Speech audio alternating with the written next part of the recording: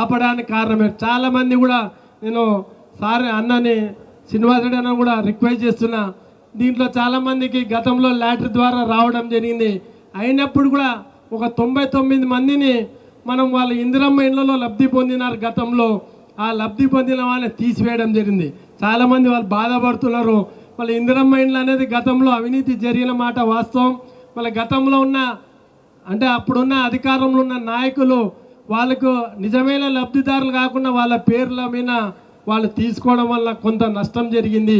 అది total state సమస్య, మా ఒక్కరిదే కాదు. ఇందిరమ్మ ఇండ్లలో గతంలో చేసిన 10,000 20,000 ఇండ్లకు కూడా ఈరోజు ఈ యాప్ ద్వారా తీసుకోలేకపోతున్నాం.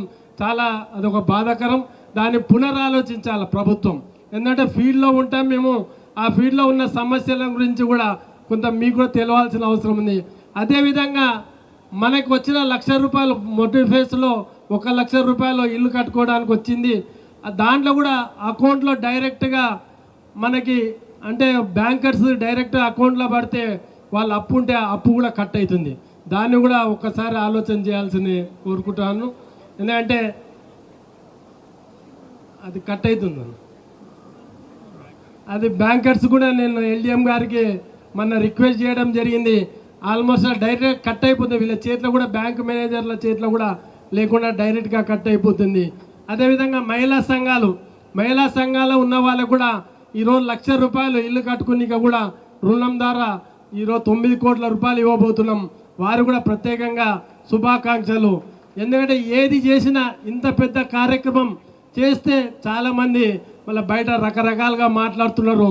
గతంలో ఉన్న నాయకులు వాళ్ళు పరిపాలించిన చేతగాక అవినీతి మయంతోన ఈరోజు నిజమైన లబ్ధిదారులు ఎంపిక చేసి ఎటువంటి రాజకీయాలకి అతీతంగా రకరకాల వ్యక్తులకి ఈరోజు చాలామంది, ఎందుకంటే నేను గెలిచినప్పుడు ఇంత సంతోషపడలేదు, అంతకన్నా ఎక్కువ సంతోషంగా ఉంది. ఎందుకంటే ఒక 1,300 మంది ఈరోజు గృహప్రవేశాలు రాబో కాలంలో చేస్తున్నారు. ఆ 1,300 మందికి ఎందుకంటే ఇల్లు అనేది ప్రతి ఒక్కరికి కళ. ఈరోజు మళ్ళీ ఇందిరమ్మ ఇల్లు గౌరవ ముఖ్యమంత్రి రేవంత్ రెడ్డి గారు గతంలో ఎవరు చేయలేని విధంగా ఈరోజు ఇందిరమ్మ ఇండ్లని 5 లక్షల రూపాయలు ఇవ్వడం జరుగుతుంది. దీనివల్ల 3,500 మందికి లబ్ధి చేకూర్చున్నాం. ఇప్పుడు వరకు 2,001 మందికి మనకి ₹1,00,000 ఫస్ట్ ఫేజ్లో ₹1,00,000 2,001 మందికి మన నియోజకవర్గంలో మళ్ళీ ఈరోజు వాళ్ళకి డబ్బులు పడడం జరిగింది. ఇన్ని రకాలుగా ప్రభుత్వం సాయం చేస్తుంది.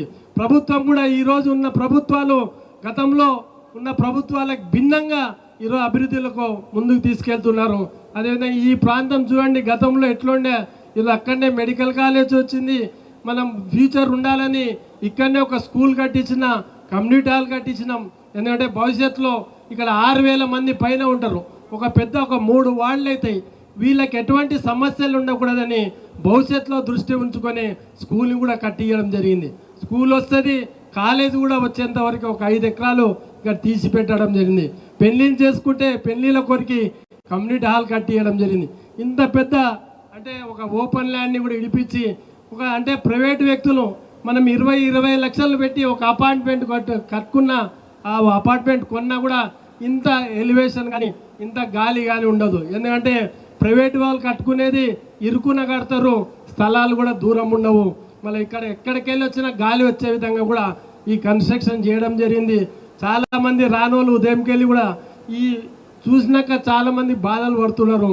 వాళ్ళకి ఖచ్చితంగా కూడా ఇప్పించేదే బాధ్యత మాది ఉంది. వాళ్ళు ఎవరెవరైతే నిజమైన లబ్ధిదారులు ఉన్నారో వాళ్ళకి ఖచ్చితంగా వస్తుందని తెలియజేస్తూ, వాళ్ళ గతంలో వాళ్ళ చిన్న పొరపాట్లు ఏవి కూడా జరగలేదని నేను అనుకుంటున్నా. వాళ్ళ పత్రికా విలేకరులు కూడా కొన్ని పొరపాట్లు జరిగినావని చెప్పడం జరుగుతుంది. వాళ్ళ పొరపాట్లకి తావు లేకుండా నిజమైన లబ్ధిదారులు వచ్చే విధంగా చేసినాం తప్ప ఎవరిని కూడా మా రాజకీయ లబ్ధి కొరకు ఏం చేయలేదు.